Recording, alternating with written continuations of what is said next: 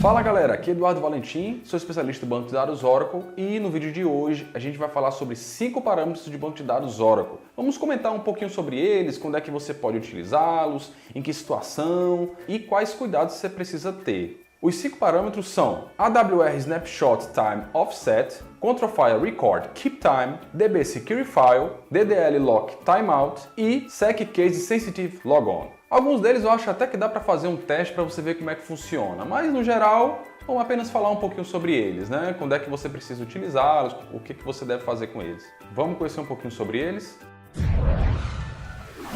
Primeiro, AWR Snapshot Time Offset é o tempo de atraso em segundos das coletas do Snapshot AWR. O que é um Snapshot AWR? De hora em hora, o Oracle, por padrão, captura informações sobre a instância, sobre o desempenho da instância. E esse parâmetro, ele vai definir um atraso, ou seja, em vez de ele executar numa hora X, 10 horas, por exemplo, ele vai executar 10 horas em 1 minuto, 2 minutos, dependendo do tanto de segundos que você colocar ali, ele vai definir esse atraso. Onde é que você utiliza esse parâmetro? Imagina que você tem um servidor onde você tem 10 instâncias de banco de dados. O que acontece é que sempre que há uma coleta, o Oracle faz uma varredura de memória, usando um processo específico, ele lê essas informações e grava em tabelas do banco de dados. Isso gera uma certa carga de gravação de disco, um I/O, né? E aí imagina vezes 10 ao mesmo tempo. Como a hora é fechada, ele executa de hora em hora por padrão. Imagina, 10 horas da manhã, todas as instâncias executam ao mesmo tempo essa coleta, né? Essa leitura de memória e gravação em disco. Então assim, se você tem um ambiente que está ali concorrido, você pode definir um atraso para várias instâncias. Por exemplo, a instância A você não define, deixa ela executar 10 horas, por exemplo, de hora em hora, né? A instância B você define com um atraso de 2 minutos. A instância C você define com 4 minutos e por aí vai. Assim, você não vai notar uma certa carga ali ao mesmo tempo, né? Ele vai distribuir um pouco mais a coleta de informações do Snapshot AWR por todas as instâncias, né? Isso já aconteceu comigo, onde eu tive um impacto negativo, alguns usuários reclamavam toda a vida que a hora fechava. 9 horas, 10 horas, 11 horas, meio-dia, sempre tinha um pico de gravação de disco e aí acabava que impactava no desempenho do banco de dados de forma geral, certo? E aí é para isso que esse parâmetro serve. Vamos para o próximo? Control File Record Keep Time. Esse parâmetro ele é definido em dias. Por padrão são 7 dias. O que é que significa esse parâmetro? O que é que ele representa e para que eu preciso me preocupar com ele? Ele define a quantidade total de dias que informações não persistentes permaneçam no control file. Ou seja, por padrão lá são 7 dias, certo? Então, informações sobre archive logs e backups, que são informações não persistentes, elas permaneçam no control file por 7 dias. Então, se você configura, por exemplo, uma política que ultrapassa esse período de 7 dias, geralmente acontece, você definir pelo menos 14 dias de retenção de um backup, a informação pode não permanecer lá. Não há garantia nenhuma que a informação sobre archived logs, sobre os backups, permaneçam assim que o período definido pelo parâmetro seja atingido, certo? Então assim, é claro que existem informações também persistentes no control file, como por exemplo, informações sobre data files, os caminhos dos header logs, ou seja, a parte estrutural física do banco de dados, isso daí é persistente, ou seja, não obedece a esse parâmetro. Você pode definir entre 0, que é não manter nenhuma informação não persistente, até 365 dias. Agora, tenha em mente que quanto maior o tempo que você definir, maior o arquivo control file vai ficar, certo? Você define aí de acordo com a sua política. Se você for definir uma política que mantém muita informação de backup, use um catálogo de recuperação em vez do control file, certo? Você que já entende de backup deve saber o que eu estou falando. Então é para isso que o parâmetro serve. Vamos para o próximo? DB Security File. Security File é uma forma de armazenamento que o Oracle criou a partir do 11G para armazenar informações de lobs, são objetos muito grandes, né? Como dados não estruturados, arquivos que você pode gravar em tabelas, eles são gravados como CLOB ou BLOB e armazenados como Security File ou Basic File. A Oracle recomenda que você utilize sempre Security Files porque são mais rápidos os acessos ao dado não estruturado ou o texto grande, eles são mais rápidos e você tem inclusive mais recursos como criptografia, compactação, a deduplicação, né? E aí você precisa utilizar o Security File desde a versão 11G. E é uma forma mais avançada de armazenamento. Porém, o padrão é não utilizar o Security File, é utilizar Basic File, né? O valor padrão desse parâmetro, DB Security File, é permitted, ou seja, é permitido que você utilize o Security File. Se você quiser, especifique no comando que você está criando lá o campo, né? Adicionando na tabela ou criando a tabela no início. Então, se a sua intenção é que todos os lobs sejam criados como Security File, defina esse parâmetro para always, certo? O que é que isso vai interferir, né? Sempre que você especificar um lobby para ser criado numa tabela, se você não disser que ele vai ser armazenado como Security File ou Basic File, ele vai criar como Security File. Até mesmo se você especificar como Basic File, ele vai criar também como Security File. Então não faz diferença. Ele só vai tentar criar como Basic File se o tablespace que você estiver gravando é um tablespace que não é gerenciado automaticamente. Ou seja, se o espaço do tablespace não for gerenciado automaticamente, ele vai criar como Basic File mesmo. Vamos para o próximo parâmetro.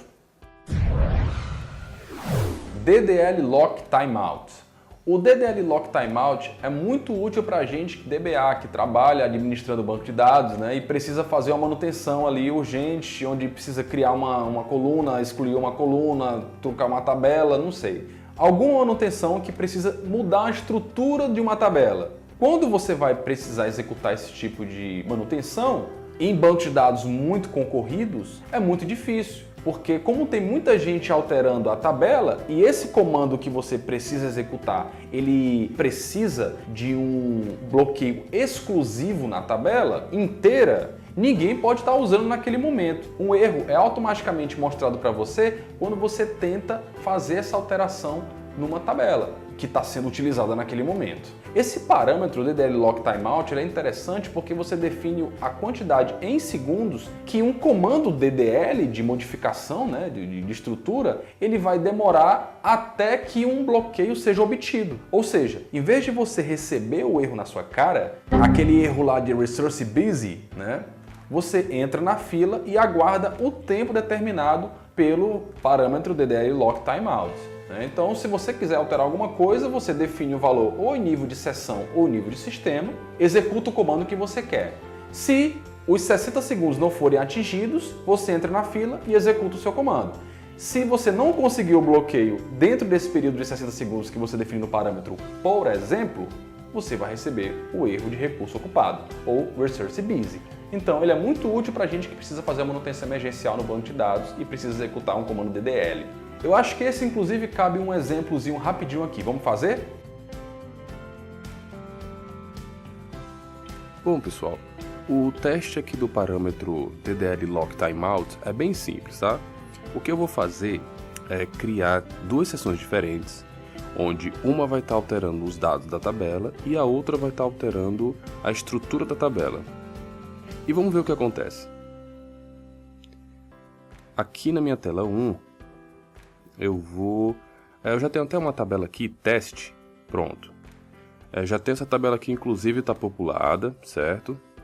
E aí eu vou executar aqui um comando, por exemplo, update, teste, set, auna igual a Eduardo, where auna igual a cis, por exemplo. Beleza? Aqui eu não confirmei ainda, certo? E na minha outra tela, da outra seção, alter, table test, drop column, Oracle maintained. Ó, o erro que acontece é exatamente aquele, Resource Busy, e obtido como no wait especificado ou timeout expirou, né? Tempo limite. Agora a gente vai executar o comando para alterar o parâmetro. Mas a situação aqui é a seguinte: tem gente alterando a tabela e eu não vou conseguir executar esse comando, né, excluir essa coluna, enquanto tiver alguém trabalhando e bloqueando a tabela. Aqui no momento que eu executar o comando eu não vou conseguir, mas vamos lá de novo. Alter session set the lock timeout. Vamos colocar aqui 30 segundos. Pronto. Agora eu vou executar o mesmo comando. Ó, já não deu erro. Eu estou aguardando pelos 30 segundos obter um bloqueio na tabela para poder executar o comando. Na tela da seção 1, ainda não tem informação confirmada, ou seja, tem alguém ainda bloqueando a tabela. Não consegui meu bloqueio para poder executar o comando. Vamos voltar para outra. Passados os 30 segundos, vamos ver o que vai acontecer. Se eu não obter o lock, vai acontecer novamente o mesmo erro. Ó. Não consegui. 30 segundos não foi suficiente, ele retornou o mesmo erro. Vamos aumentar o tempo. Vou colocar agora para 60 segundos. Vamos executar o mesmo comando. Agora eu espero 60 segundos. Eu preciso aguardar agora até 60 segundos se eu consigo o bloqueio que eu quero. Vamos ver aqui na primeira sessão, confirmar a transação para liberar esse bloqueio. Pronto, a minha transação ali terminou na 1 e meu comando na outra sessão continuou e concluiu. Pronto. Conseguiu executar minha manutenção. É isso aí. Simples, né não? Próximo parâmetro. SecCase Sensitive Logon. Esse parâmetro, ele aumenta um pouco a segurança do banco de dados porque ele passa a considerar case nas senhas que você configura para sua conta de usuário. Ou seja, quando você vai criar uma conta, um usuário do banco de dados Oracle, você especifica a sua senha. Se esse parâmetro estiver habilitado, a senha que você especificou, ele passa a considerar o case. Se você colocou M maiúsculo, M minúsculo, um A maiúsculo, um A minúsculo, por exemplo, ele vai considerar do jeito que você criou a senha. Agora, se você não quer considerar isso, você pode desabilitar esse parâmetro definido como falso. Ok? Por padrão ele é verdadeiro. Esse parâmetro ele foi criado a partir da versão 11G. Então algumas aplicações que funcionavam até 10G não faziam diferença entre o case da senha. Eu acho que esse parâmetro inclusive dá até para a gente fazer um teste com ele. Vamos ver como é que ele funciona rapidinho? Vamos lá. Para testar o parâmetro SecSensitiveLogon também é muito fácil. Lembrando que a minha versão aqui do banco de dados é a 12.1, ok? Vamos criar um usuário e ver como é que se comporta com essa senha, né? A questão do case. Vamos ver aqui. Pronto. Me conectei com a minha conta administrativa. Agora eu vou criar um usuário novo. Create User Test, Identified by test. Pronto. Grant Connect to Test. O que eu fiz aqui? O primeiro comando eu criei o usuário com a senha, com esse case maluco aqui, né, teste, e forneci um privilégio de conexão para ele só conectar no nosso teste. Uma coisa que me veio à mente agora é que esses dois comandos eles podem ser resumidos em um só, você sabia? Olha só esse exemplo. Vou recriar o usuário teste, excluir o usuário. Agora eu vou criá-lo usando um comando só. Grant Connect to Test, Identified by Test. Legal, né? Criei o usuário e forneci a permissão ao mesmo tempo. Esse Grant Connect to Test, Identified by Test, ele não permite que você forneça outras informações, como tablespace, etc. Mas é legal. Bom, vamos voltar. Agora vamos conectar aqui usando a senha criada exatamente como ela é escrita. Teste, @, ORSL2, que é meu banco de dados. Me conectei. Ok. Vamos mudar um pouquinho agora. Vamos colocar tudo minúsculo. Não deu certo. Vamos ver como é que tá aqui meu parâmetro. Que eu esqueci.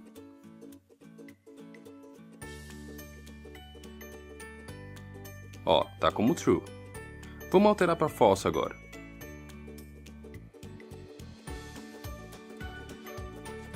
Vamos tentar conectar de novo. Com a senha minúscula. Beleza, conectou. Compreendeu a diferença?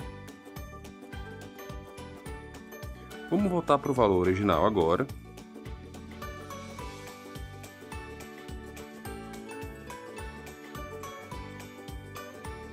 E ver o que acontece. Agora vamos tentar logar de novo. Viu só? É isso aí. Uma coisa importante que é preciso comentar é que esse parâmetro ele ficou obsoleto, então é provável que nas próximas versões ele não funcione mais, ele pare de funcionar, ok? E é isso aí. Viu como é fácil? Você pode aumentar um pouco a segurança do seu banco de dados. E isso me remete a uma experiência que eu tive recentemente. Um cliente estava precisando migrar para o Oracle 12 na nuvem. E a versão 12 na nuvem que tem recentemente, né? Antes até mesmo de sair a versão 12.2 publicamente, a versão 12.2 já estava na nuvem para a gente utilizar. E aí o que acontece? O cliente tinha uma aplicação que ainda era em 10G, que utilizava um banco de dados 10G. Quando a gente definia esse parâmetro para true, a aplicação dava um erro de login. Engraçado, quando você colocava lá o usuário e senha, ele entrava na aplicação, mas lá pelo meio de alguma rotina, ele tinha a senha gravada no código da aplicação e dava um erro de login ou usuário inválido, alguma coisa assim.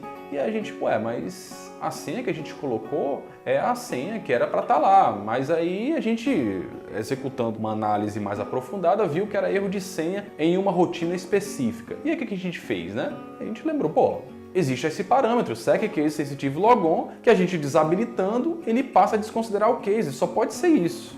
Já que funcionava no 10G, agora é só desabilitar então esse parâmetro e ele ficar compatível com a versão anterior. Vamos lá, vamos desabilitar. Quando a gente desabilitou, nenhum usuário logava mais no banco de dados. A gente, o que foi que aconteceu? Não faz sentido ninguém conseguir mais logar no banco de dados. E aí, vou abrir um chamado com a Oracle. Então a Oracle explicou, recomendava que você não definisse esse parâmetro para false, porque diminuía a segurança. Então, tudo bem, a gente não está aqui preocupado nem com a segurança, é com a aplicação que para de funcionar. Então, vamos ver o que a gente pode fazer. A Oracle não pôde resolver o problema naquele momento, né? Não tinha nenhum patch para isso, parecia ser mais um bug ou alguma coisa assim, para esse tipo específico de problema. Eu testei na versão anterior, 12.1, e funcionou. Então qual foi a solução? A gente voltar para a versão 12.1 para a gente desabilitar esse parâmetro SecCaseSensitiveLogon e a aplicação funcionar sem problema. Então se você for usar o 12.2, lembre-se que você pode passar por isso. Se você precisar realmente desabilitar o SecCaseSensitiveLogon, acredito que não precise, mas se for precisar, lembre-se que você pode passar por isso, certo? E é isso aí. Eu espero que você tenha gostado do vídeo. Se você gostou, dê o like, compartilhe e se inscreva no canal para receber informações aí sobre os novos vídeos que estão por vir. Habilite as notificações, comente se você quer compartilhar alguma coisa com a gente, se você quer contar alguma experiência envolvendo esses parâmetros que eu conversei aqui. Se tiver alguma dúvida também, pode deixar o comentário que a gente tira aqui. Sugestões de novos parâmetros, de outros parâmetros também, pode deixar que a gente vai dar uma olhada, vai escolher. E nos próximos vídeos a gente vai também falar sobre mais 5 parâmetros. Vai ser uma espécie de série de 5 coisas. A gente vai falando aqui no decorrer dos vídeos, ok? É isso aí. Até o próximo vídeo.